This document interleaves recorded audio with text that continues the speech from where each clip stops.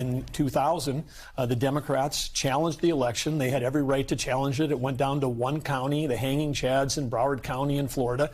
In 2016, yes, Hillary Clinton conceded the election, but then immediately after that began, what's still going on today, a smear campaign about whether the election results in 16 were legitimate.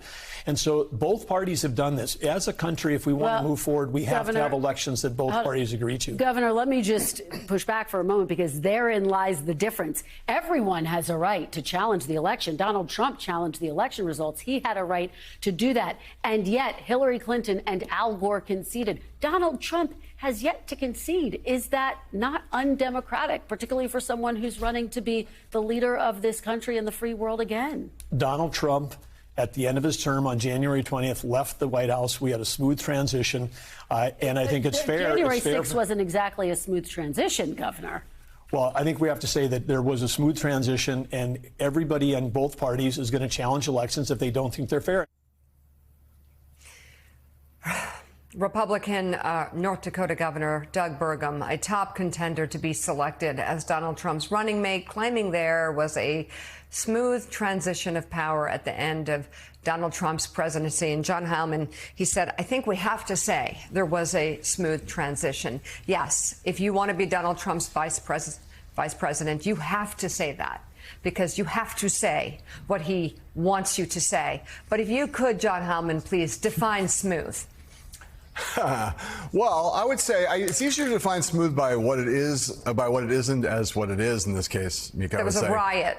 Yeah, I would say that that unlike every other transition of power in the history of the United States, this one had a riot at the Capitol where people died. So I'm not that smooth. And, indeed, not only that, but we have a president who's now our nominee, Republican nominee, who not only continues to say that the election was stolen, continues to contest it, but continues to talk about how these people that we're showing on screen right now are patriots, warriors for truth, that they were set up by the federal government, that he promises now to pardon them if he gets back, including the ones that have been convicted and are currently serving time. So, the lack of smoothness to the transition continues to this day, nearly 4 years later. I will say about Doug Burgum, a man who was once quite critical of Donald Trump, a man who was said a lot of negative things about him when he ran for president. That seemed quite sensible and quite tethered to the reality-based community.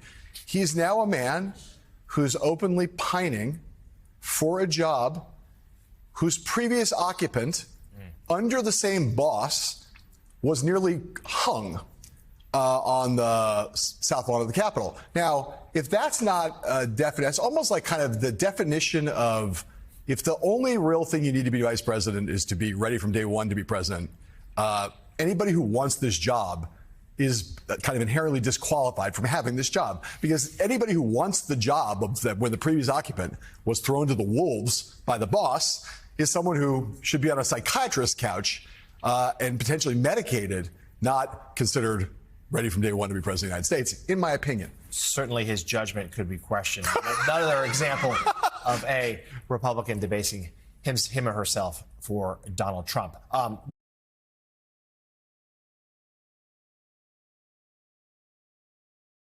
Hey there, MSNBC fans. I'm Luke Russert, and be sure to join me, Rachel Maddow, Jen Psaki, Lawrence O'Donnell, Steve Kornacki, Joy Reid, and many more September 7th in Brooklyn, MSNBC Live Democracy 2024. Click on the link for ticket information. We will see you there.